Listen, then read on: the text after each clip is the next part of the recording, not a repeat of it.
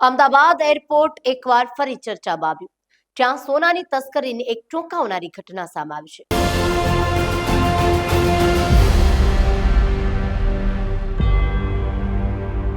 નમસ્કાર, લલકાર ન્યૂઝ સાથે હું કિરણ ગઢવી.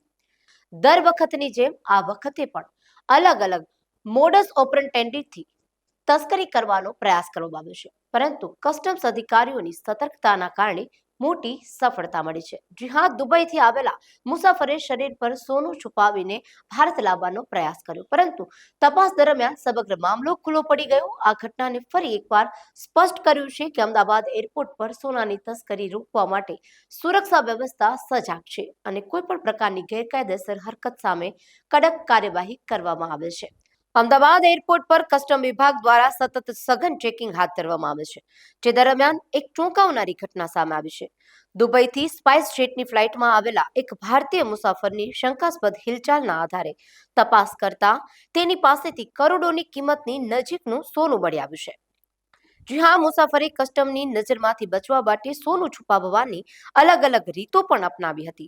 મુસાફરે તેના સામાનમાં ખાસ રીતે ખાંચા બનાવી બે ગોલ્ડ બાર છુપાવ્યા હતા. કસ્ટમ અધિકારીઓએ મુસાફરની વ્યક્તિગત તપાસ કરતા જાણવા મળ્યું હતું કે તેણે બાકીનું સોનું પોતાના અંડરવેરની અંદર પણ છુપાવ્યું હતું. ગોલ્ડ બારની બજાર કિંમત અંદાજે 96 લાખ રૂપિયા જેટલી છે. સોનાની શુદ્ધતા અને વજનની ખાતરી કર્યા બાદ પણ કસ્ટમ એક્ટ હેઠળ આ જથ્થો જપ્ત કરી લેવામાં આવ્યો છે. પકડાયેલા મુસાફર આ સોનું કોના માટે લાવ્યો હતો અને આમાં અન્ય કોઈ ઇન્ટરનેશનલ ગેંગ સામેલ છે કે કેમ, તે દિશામાં કસ્ટમ વિભાગે વધુ તપાસ હાથ ધરી છે. એરપોર્ટ પર હાલ સુરક્ષા વ્યવસ્થા વધુ કડક બનાવી દેવામાં આવી છે અને શંકાસ્પદ પેસેન્જરો પર સતત વોચ પણ રાખવામાં આવી રહી છે. તો આ 96 લાખનું સોનું કોના ઇશારેથી આવ્યું હતું તે તમામ દિશામાં અત્યારે તપાસ હાથ ધરાઈ રહી છે. આ વિશે તમારું શું કહેવું છે, કમેન્ટ બોક્સમાં જરૂરથી જણાવશો. ત્યારે અમારી ચેનલને લાઇક, શેર અને સબસ્ક્રાઇબ કરવાનું ભૂલશો નહીં.